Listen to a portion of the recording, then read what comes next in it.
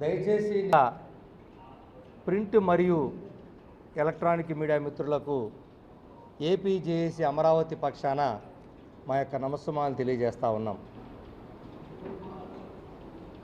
APJAC Amaravati పక్షాన జిల్లా కార్యవర్గాలు, divisional కార్యవర్గాలు బలోపేతం చేసుకుంటూ అందులో భాగంగా ఇప్పటికే ఉమ్మడి జిల్లాల ప్రాతిపదికన 9 జిల్లాలు కంప్లీట్ చేసుకొని ఇది 10వ జిల్లా. విజయనగరం, మన్యం కలిపి ఉమ్మడి జిల్లాగా ఇది 10వ ఉమ్మడి జిల్లాగా ఈరోజు రావటం జరిగింది. మిగిలిన ఇంకా 3 జిల్లాలు ఉమ్మడి జిల్లాలు ఉన్నాయి.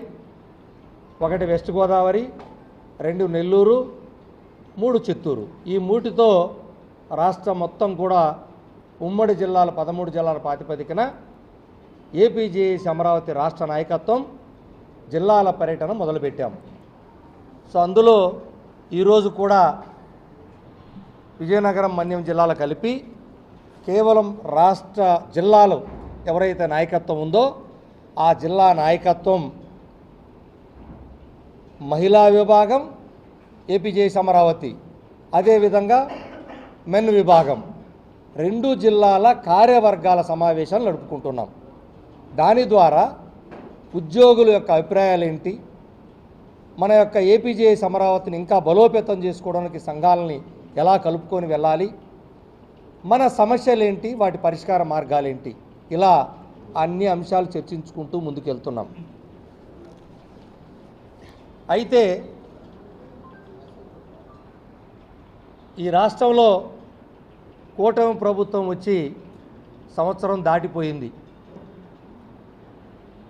గతంలో ఈ రాష్ట్రంలో ఉన్నటువంటి ఉద్యోగులకు, ఉపాధ్యాయులకు, అదేవిధంగా రిటైర్డ్ ఎంప్లాయీస్కు, కాంట్రాక్ట్ ఉద్యోగులకు, అవుట్సోర్సింగ్ ఉద్యోగులకు ఏ విధమైనటువంటి అన్యాయం జరిగిందో, ఉద్యోగులు ఏ విధంగా ఇబ్బంది పడ్డారో, రివర్స్ పిఆర్సీలు తీసుకున్న సందర్భాలు కానీ, అప్పటి వరకు పొందుతున్నటువంటి పెన్షన్ని తగ్గించుకోవటం కానీ, జీతభత్యాల కోసమే ఎదురు చూసేటువంటి పరిస్థితుల్లో నుంచి అందరూ ఆవేదన చెంది కూటమి ప్రభుత్వం రావడంలో ఈ రాష్ట్రంలో ఉద్యోగుల పాత్ర ఏ విధంగా ఉందో అందరికీ తెలిసిందే. చాలా ఆశతో ఉద్యోగులందరూ కూడా ఉన్నారు. కూటమి ప్రభుత్వం వచ్చిన తర్వాత రాగానే మంచి పిఆర్సీ ఇస్తారని, మంచి ఐఆర్ ఇస్తారని, డిఏలు సకాలంలో ఇస్తారని, సిపిఎస్ మెరుగైనట్టు రద్దు చేసి ఆమోదయోగ్యమైనటువంటి పింఛను విధానాన్ని తీసుకొస్తారని, ఇలా చాలా ఆశలతో ఎదురు చూశారు ఉద్యోగులు. అయితే ఎందుచేతనో ప్రభుత్వం ఈరోజు కూడా ఉద్యోగులకు సంబంధించినటువంటి ఏ అంశాల్లో కూడా కనీసం అంటే కనీసం కూడా ఉద్యోగ సంఘాలతో చర్చలే మొదలుపెట్టలేదు. ప్రభుత్వం రాగానే మేము మంచి పిఆర్సీ ఇస్తానని చెప్పారు, ఐఆర్ కూడా ప్రకటిస్తాం వెంటనే అని చెప్పారు. నేను చెప్పడం కాదు, మా వాళ్ళు గ్రూపుల్లో పెట్టి మరీ మాకు గుర్తు చేస్తున్నారు. గౌరవ ముఖ్యమంత్రి గారు ఆనాడు మాట్లాడినటువంటి మాటలు వాళ్ళు వీడియోల్లో పెట్టి మా అందరికి గుర్తు చేసేటువంటి పరిస్థితి. మరి ఇటువంటి మళ్ళీ దుర్మార్గుడు వస్తే నీకు రివర్స్ పిఆర్సీ వేస్తాడు. జీతాలు పెంచడానికి పిఆర్సీ కాదు, జీతాలు తగ్గించడానికి పిఆర్సీ వేసే దుర్మార్గుడు. నేను వస్తానే మంచి పిఆర్సీ ఇస్తా, ఇంటీరియం రిలీఫ్ ఇస్తా, మీకు రావాల్సిన డబ్బులన్నీ వీలైన తొందరలో ఇప్పిస్తా, పోలీసులకు హామీ ఇస్తున్నా, శని ఆదివారాలు మీకు కూడా సెలవు ఇప్పించే బాధ్యత నాది. హోమ్ గార్డ్స్ జీతాలు పెంచుతా 6 నెలల్లో ఎంప్లాయీస్ హెల్త్ స్కీమ్ కూడా పరిష్కారం చేస్తా తక్కువ ధరకి ఇంటి జాగాలు సో ఈ విధంగా ఇవన్నీ మా గ్రూపుల్లో పెట్టి మాకు గుర్తు చేసేటువంటి పరిస్థితి వచ్చింది. అంటే ఉద్యోగ సంఘ నాయకులు మేమందరం నిమ్మకి నీరెత్తినట్టు కూర్చున్నట్లు, మేమేమి ఉద్యోగుల సమస్యలు పరిచించుకున్నట్లుగా ఉద్యోగులు ఈరోజు మమ్మల్ని నిందలు మోపుతూ మమ్మల్ని సోషల్ మీడియా వేదికగా ప్రతి ఉద్యోగి ప్రశ్నిస్తున్నటువంటి పరిస్థితి.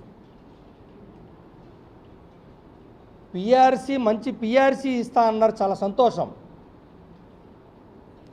రాజీనామా చేసిన పిఆర్సీ కమిషనర్ స్థానంలో సంవత్సర కాలం నుంచి కనీసం పిఆర్సీ కమిషనర్ని నియమించకపోవటానికి కారణం ఏంటి అనేది మాకింతవరకు అంతు చెక్కలేదు. అంటే అసలు పిఆర్సీ కమిషనర్ వేయాలని ఉందా లేదా? ఒకవేళ వేయాలని ఉంటే ఎలాంటి ఆర్థికపరమైనటువంటి ఇబ్బంది లేనటువంటి ఒక కమిషనర్ ఒక ఉత్తర్వు ద్వారా ఇచ్చేటువంటి జీవోని ఈరోజు కూడా ఇవ్వకపోవటాన్ని మేము ఏ విధంగా ఈ రాష్ట్రంలో ఉన్నటువంటి 10 లక్షల మంది ఉద్యోగులు తీసుకోవాలి? ఇది ప్రభుత్వం చెప్పాలి. కనీసం పిఆర్సీ కమిషనర్ని నియమిస్తే మేము ఉద్యోగులకు కొంత చెప్పుకోవడానికి అవకాశం ఉండేది. ఆ పిఆర్సీ కమిషనర్ ఆయన నివేదిక ఇవ్వటానికి మళ్ళీ సంవత్సరం పడుతుందో 2 సంవత్సరాలు పడుతుందో మాకు తెలియదు. అటువంటిది 2023 ఆయన్ని 12/7/2023 ఆయన్ని నియమించారు. ఆయన జూన్ 2024 18 జూన్ 24లో రాజీనామా చేశాడు. అంటే సంవత్సరం దాటిపోయిందండి ఇప్పటికి రాజీనామా చేసి ఆయన. ఈ రోజు వరకు కమిషన్ నియమించడానికి ప్రభుత్వానికి సమయం లేదా, లేకపోతే ఉద్యోగులు పట్టించుకోకపోయినా పర్వాలేదు అనుకుంటున్నారా ఏంటనేది మాకైతే అంతు చిక్కట్లేదు. అలానే సమాధానం ఎవరని చెప్తారంటే ఎవరు సమాధానం చెప్పే పరిస్థితి కూడా లేరు, మాతో చర్చించట్లేదు. అలా అని ఇంకొకరు సమాధానం చెప్పే పరిస్థితి లేదు. ఒకవైపు అలా అని పక్కనే ఉన్న తెలంగాణ రాష్ట్రం, అంటే నిన్నటి వరకు ఇద్దరం కలిసి ఉమ్మడి రాష్ట్రంగా ఉన్నటువంటి పరిస్థితుల్లో తెలంగాణ రాష్ట్ర ఉద్యోగులు ఐఆర్ని 1/10/2023 నుంచి తీసుకుంటున్నారు. ఐఆర్ మాకు పిఆర్సీ కమిషనర్నే వేయలా. ఐఆర్ సంగతి ఎక్కడ అడగాలి? ప్రభుత్వం రాగానే ఐఆర్ ఇస్తామని గౌరవ ముఖ్యమంత్రి గారు స్వయంగా చెప్పారు. అంటే తెలంగాణతో పోల్చుకుంటే ఆంధ్రప్రదేశ్ ప్రభుత్వ ఉద్యోగులు ఒక్కొక్క ఉద్యోగి సాలిన లెక్కేస్తే సంవత్సరానికి 1,00,000 నుంచి 1,50,000 రూపాయల ఆర్థికమైనటువంటి లబ్ధి కోల్పోతున్నారు ప్రతి ఉద్యోగి. ఇది ఉద్యోగులకు నష్టం కాదా? అదేవిధంగా డిఏలు ఇప్పటికే 3 డిఏలు అయిపోయి 4వ డిఏ కూడా వచ్చేసింది. అంటే దాదాపుగా ఇప్పటి వరకు చెల్లించాల్సింది కేంద్రం ఇచ్చింది 16.38% మాకు రావాలి. 4వది కలుపుకుంటే 20 అవుతుందో, అంటే సుమారు 20% డిఏల పైన రావాలి. ఇవన్నీ ఏంటి? బయట ప్రజల దృష్టిలో రకరకాలుగా అనుకుంటున్నారు. ఏమని? ఇవేవో అదనంగా ఉద్యోగులకు ఇచ్చేయని. కానే కాదు. ఉద్యోగులకు జీతభత్యాలు ధరలు పెరిగితే ఈ జీతం పెరుగుతుంది, డిఏలు లేకపోతే పెరగదు. దానికేమో అంతు లేకుండా ధరలు పెరుగుతాయి. అవి ఎవరు ఆపరు. ఈరోజు ఒక కూలీని పోయి మనం రోడ్డు మీద పిలుచుకుంటే ఈరోజు ఒక రేటు చెప్తాడు, రేపు ఒక రేటు చెప్తాడు. కానీ ఉద్యోగులకు మాత్రం జీతాలు పెరగకూడదంట. కొంతమంది వీడియోలు చేసి పెడతా ఉన్నారు. ధరలు అదుపు చేస్తే మాకు జీతాలు పెంచమని మేము ఎందుకు అడుగుతాం? అసలు ఏ ధరనైతే 5 ఏళ్ల క్రితం ఉంచావో అదే కందిపప్పు అదే ధర ఉంచండి, బియ్యం అదే ధర ఉంచండి, లేదా స్కూల్ ఫీజు అదే ఉంచండి, లేదా వైద్య ఖర్చులు అదే ఉంచండి, మాకు ₹1 కూడా పెంచాల్సిన అవసరం లే. మేమే చెప్తున్నాం. ధరలకు అనుగుణంగా పెంచేదే కదా జీతభత్యాలు. లేదు ఎవరు ఫ్రీగా వస్తున్నారో చెప్పమనండి. పాలు ఫ్రీగా పోస్తున్నాడా? రేపు రేటు రేపే, ఈరోజు రేటు ఈరోజే. రాత్రికి పెట్రోల్ అర్ధరాత్రి పెరుగుతుంది, గంట ముందే ఆపేసేస్తారు, రేపటి కల్లా పెట్రోల్ ధర పెరుగుతుంది. మరి దాన్ని ఏమైనా ఆపారా? ఇలా ధరలకు అనుగుణంగా పెరిగేటువంటి డిఏలు ఇవ్వటం లేదు, జీతభత్యాలకి పిఆర్సీకి దిక్కు లేదు, ఐఆర్ మాట్లాడేవాళ్ళు లేరు. ఇప్పటికే తెలంగాణ ప్రభుత్వ ఉద్యోగులతో పోలిస్తే లక్షల రూపాయలు కోల్పోతూ ఉన్నాం. సరే, ఇదంతా ఒక ఎత్తు. రావాల్సింది అసలు మాకు ఇవ్వాల్సిన ప్రభుత్వ బకాయి అంటే అప్పు ఈ రాష్ట్ర ప్రభుత్వ ఉద్యోగులకి 25,000 కోట్ల పైచులకు బకాయి పడిందని గౌరవ ముఖ్యమంత్రి గారే, ఆర్థిక శాఖ మంత్రులే స్వయంగా అసెంబ్లీ సాక్షిగా చెప్పారు.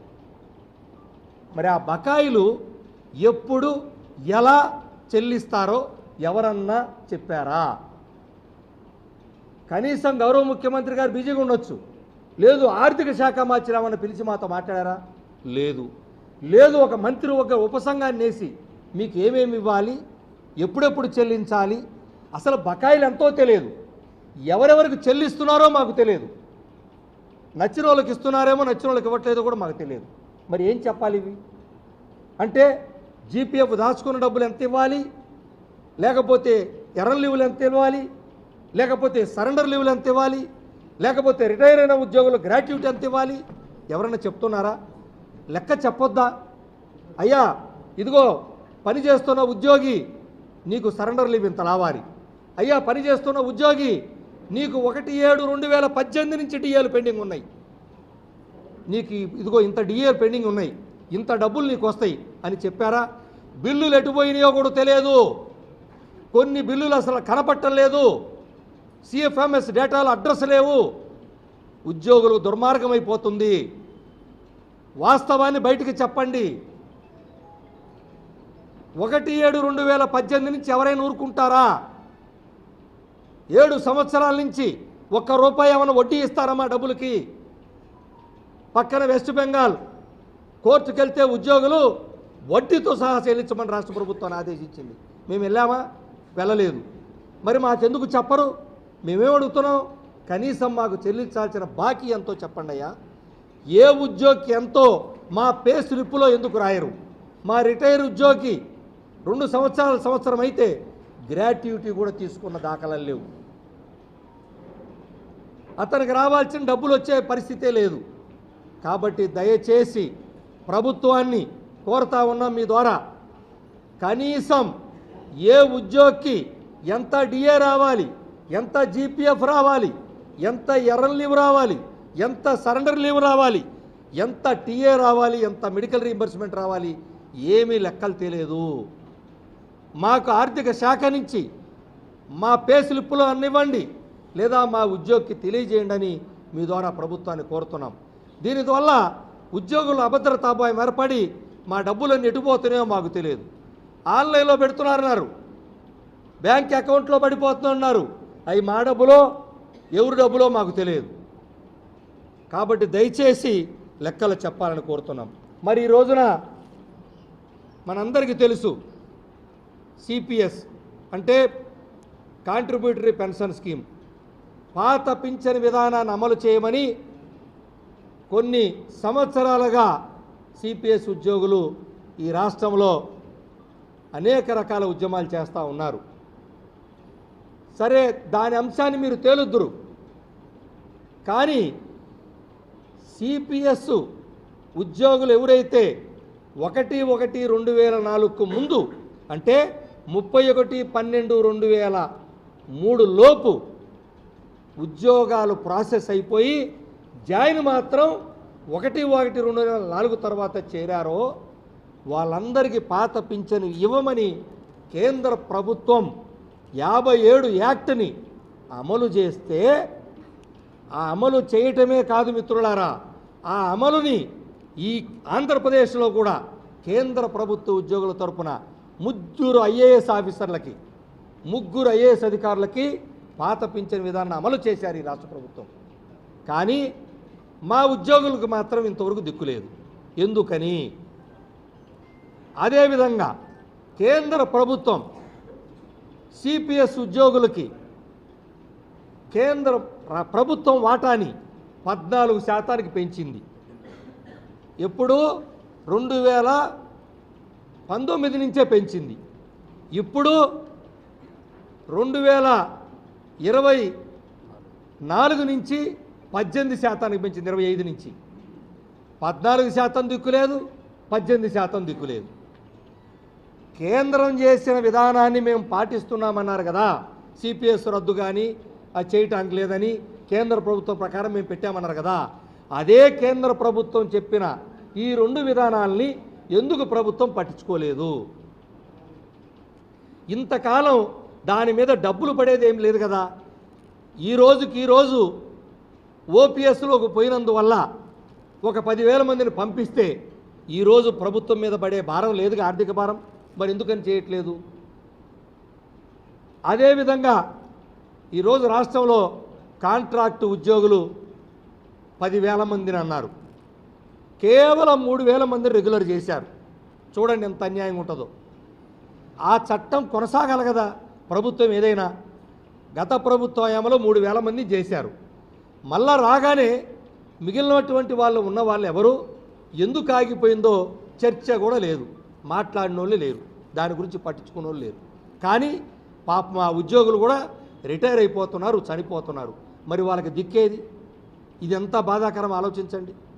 ఇలాంటి ఆర్థిక పరం కానటువంటి అంశాలన్నా చర్చించి పరిష్కరిస్తున్నారంటే అది లేదు. కాబట్టి దయచేసి ఉద్యోగుల్లో ఇప్పటికే అవుట్సోర్సింగ్ ఉద్యోగులు లక్షలాది మంది కనీసం జీతభత్యాలు చాలని జీవితాలతో బతుకుతున్నారు. వాళ్ళ గురించి పట్టించుకునే నాదుడు కూడా లేరు. కాబట్టి కనీసం ప్రభుత్వం సీరియస్గా తీసుకొని కొన్ని అంశాలు, ప్రధానమైన అంశాలని గౌరవ ముఖ్యమంత్రి గారు కనీసం ఒక మంత్రివర్గ ఉపసంఘాన్ని ఏర్పాటు చేసి వారితో చర్చించండి. లేదా ఆర్థిక శాఖ బాధ్యులను చేసి ఉద్యోగ సంఘాలతో చర్చించే మార్గం పెట్టండి. ఏదో ఒక మార్గాన్ని లక్షలాది మంది రెగ్యులర్ ఉద్యోగులు అదేవిధంగా విశ్రాంత ఉద్యోగులు కలుపుకుంటే 10 లక్షల మంది పై చిలుకున్నారు. మిగతా కాంట్రాక్ట్ హౌస్ అన్నీ కలిపితే 16 లక్షల మంది ఉద్యోగులు ఈరోజు ఉన్నారు. మరి వారి గురించి చర్చించే మార్గాన్ని ప్రభుత్వం ఏర్పాటు చేయాలి. ఇప్పటికే అన్ని జిల్లాల్లో పర్యటన చేస్తుంటే ఉద్యోగులు తీవ్రమైనటువంటి ఆందోళన వ్యక్తమవుతూ ఉంది. ఇది ఆందోళన దిశగా వెళ్ళకముందే ఉద్యోగ సంఘాలకి ఉద్యమం చేయటం పెద్ద గొప్ప విషయం కాదు, లేదా కొత్త కాదు. గత ప్రభుత్వ హయాంలో ఎవరూ మాట్లాడని రోజుల్లోనే 2022లో భారతదేశం మొత్తం ఆంధ్రప్రదేశ్ వైపు తిరిగి చూసేలాగా చెలో విజయవాడ లాంటి లక్షలాది ఉద్యోగులతో గలమెత్తినటువంటి ఉద్యోగ లోకం ఆంధ్రప్రదేశ్ది. ఇప్పుడో లేకపోతే ఇంకోటో ఏ ప్రభుత్వం ఆగింది లేదు, ఉద్యోగుల చరిత్ర ఉంది. దయచేసి ప్రభుత్వం గమనించాలి.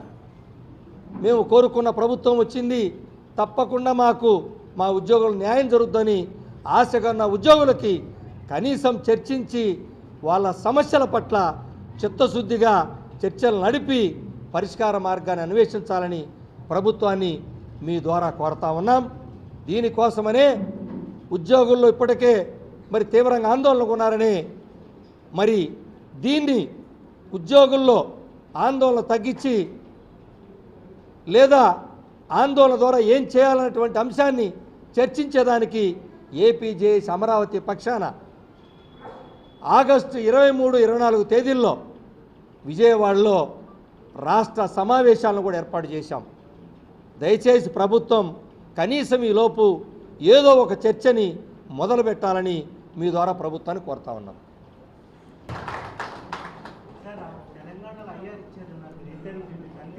5% తర్వాత గవర్నమెంట్ రాగానే టీఆర్సీ చైర్మన్ ఏజెన్సీ వీళ్ళే ఆయన రాయటం ఐ మైసెల్ఫ్ అనే రాశాడు. ఆయన స్వచ్ఛందంగా doctor Manmohan Singh IAS retired, ఆయన రాజీనామా చేస్తూ పాత ప్రభుత్వం నియమించింది కాబట్టి పద్ధతిగా ఉండదని కొత్త ప్రభుత్వంలో రాజీనామా చేశారు. ఆయన స్థానంలో ఇంకా ఎవరు నియమించలేదు ఇంతవరకు. వ్యతిరేకం కాదు, ఉద్యమం ఏదైనా ఆ పరిస్థితులు వస్తాయని నేను అనుకోను. ఎందుకంటే అనుభవం గల గౌరవ ముఖ్యమంత్రి. ఒకవేళ అనివార్యమైతే అందరూ దీని మీదకి వచ్చి అందరం కలిసే ముందుకెళ్తాం.